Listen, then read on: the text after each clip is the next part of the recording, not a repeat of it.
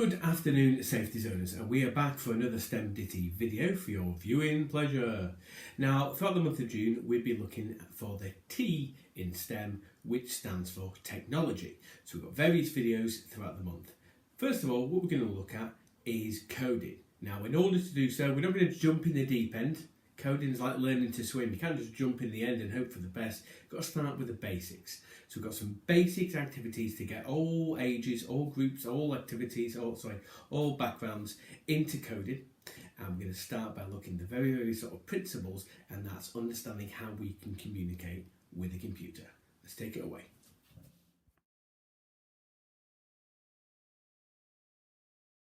Okay, so what you've just seen there is binary code, how computers speak to the kind of the script, the words which they use, which may sound a bit crazy. So we're just going to take things down nice and easy and get a head round, first of all, the concept of it before we look at it.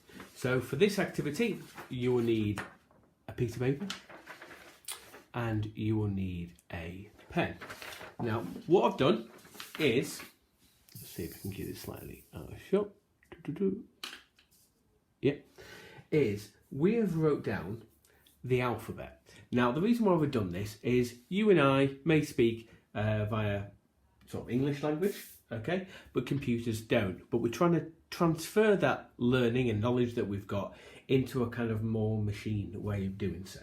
So what I've done is I put the alphabet out, and to each number where they are, each letter of the alphabet, I've put a number in which the order they come in. Okay, so we're going to try and make a few words so you can start to understand how numbers can be used.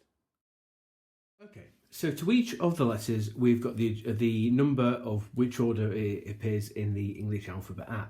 So we've started by making some very sort of simple words. We're not yet to the point where we can make a sentence. So you'll see the word R. A is the first letter, R is the 18th, T is the 20th, and then the word more. Like I say, it's not full sentences, we're just generating words. M is the first letter, that's 13. So O is the 15th, R is the 18th, and E is the 5th. So now you know the order that they come in, okay, that starts to make a little bit more sense. By removing the letters, and you just see the numbers, if you saw that, once you knew what each number stood for, you'd be able to read what the numbers say. Okay? Now, computers use a series of ones and zeros to communicate. What I mean by that is the instructions which they give each other comes in that way. So we're back to the piece of paper, but this time we've got a different series of pieces of paper. Now, we've gone through the alphabet again. Now, the vowels, if you can say it right, that's A, E, I, O, U. They have ones, and every other letter is 0.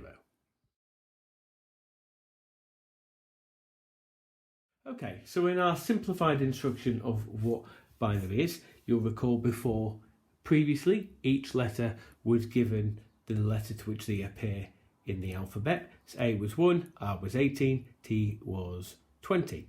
And that obviously meant that to say a 3-letter word, you had 5 letters. So if you can imagine, if you're telling a computer a very long instruction, command, this may take a lot of space. So what we've done, we've simplified it. Now, this isn't exactly binary, but we're just trying to get your mind around the idea of transforming and translating commands, instructions into a series of codes.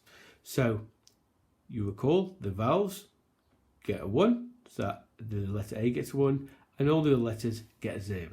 So that looks like the number 1, 0, 0, or line, circle, circle. And that, when input would mean something a little bit more. So what we're going to do, we're going to follow one. That's just a taste, just to get your head around the idea that computers speak a different language. So that was a very basic introduction to what binary is.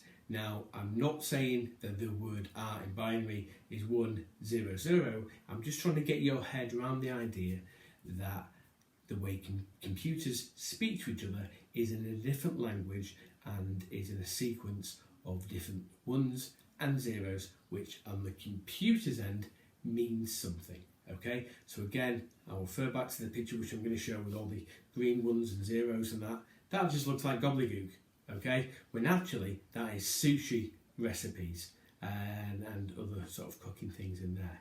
So we're going to do in the next video, we're going to look at the next stage, and that's how to give, or how a computer would take those instructions and have it in an activity or an output. See you later.